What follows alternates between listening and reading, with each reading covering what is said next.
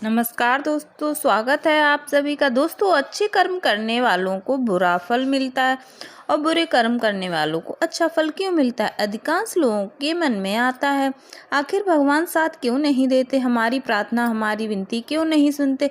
ऐसे सभी सवालों के जवाब एक प्रसंग में पाए जा सकते हैं। प्रसंग के अनुसार एक ग्वाला भगवान की बड़ी सेवा करता था, जो हर दिन नियम से मंदिर जाकर सच्चे मन से भगवान का स्मरण करता था। उसकी भक्ति का सिलसिला कई सालों तक ऐसे ही चलता रहा। एक दिन उसकी भक्ति से प्रसन्न होकर भगवान ने मंदिर में उसे दर्शन दिए। प्रभु को अपने पास देखकर ग्वाले की आंखों में आंसू अब बहने लगे। वो बोला, हे प्रभु, मैं बरसों से इस दिन का इंतजार कर रहा था। मैं सदियों से सोचता था, मेरे स्वामी सदियों से इसी तरह खड़े होकर भक्तों को दर्शन दे रहे हैं। आप निश्चित ही थक गए होंगे। प्रभु, आपके लिए निश्चित ही कुछ करना चाहता हूँ। तब भगवान ने उससे पूछा कि तुम मेरी मदद किस प्रकार करोगे? इस पर वो ग्वाला बोला कि हे प्रभु, चाहे तो एक दिन के शिला बनकर खड़ा हो सकता हूँ और आप मेरा रूप धारण करके इस नगर का भ्रमण करिए।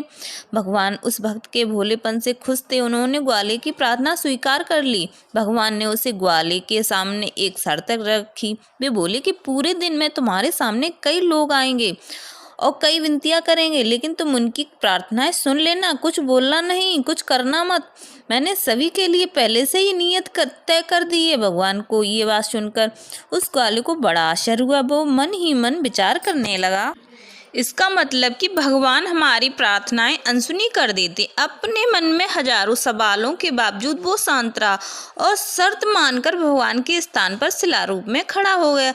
सबसे पहले मंदिर में एक व्यापारी आया और बोला, भगवान, आप व्यापार शुरू किया है, इसे खूब सफल बनाइएगा। जैसे ही व्यापारी मंदिर से जाने लगा, उसकी धन की पोटली नीचे गिर गई। इस बात से अनजान वो व्यापारी वहां से चला गया।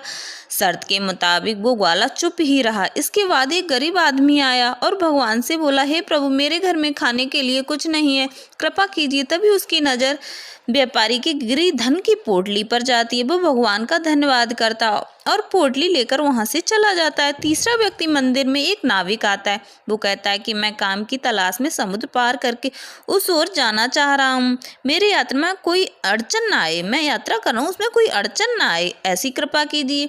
नाविक भगवान से प्रार्थना कर ही रहा था कि उतनी ही देर में व्यापारी नगर के सैनिकों को लेकर मंदिर में आ जाता है और कहता है, मेरे बाद मंदिर में एक नाविक ही आया है। इसका अर्थ है कि मेरे धन की पोटली इसी ने चुराई है, इसे बंदी बना लीजिए।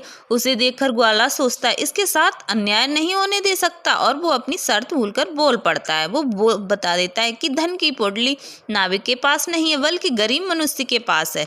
सैनिक उस गरीब को कारावास में डाल देता है। नाविक अपनी यात्रा पर निकल जाता है और व्यापारी अपना धन लेकर चला जाता है।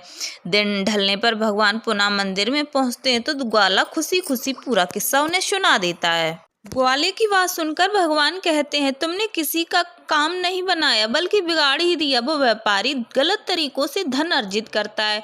अगर उसका धन गिर भी गया था तो उससे कोई फर्क नहीं पड़ता, बल्कि उसके पाप कम ही हो जाते कि वो धन गरीब को मिल गया था। धन मिलने पर उसके बच्चे भूखे नहीं मरते। रही बात नाविक की, जो समुद्र यात्रा पर जा रहा था, उसमें भीषण तूफान आने वाला था। अगर वो कारावास में रहता तो उसकी जान बच जाती। भगवान की बात सुनकर ग्वालों को समझ आया कि सुबह जिस बात पर जो आश्चर्य कर रहा था, असल में उसका अर्थ क्या था। दोस्तों, इसी तरह हमारे जीवन में भी कई बार मुसीबतें आ जाती हैं, जब हमें लगता है कि हमारे साथ बहुत गलत हुआ है, कि भगवान ने हमारे साथ अन्याय किया है, परंतु इस घटना के पीछे एक मंशा होती है।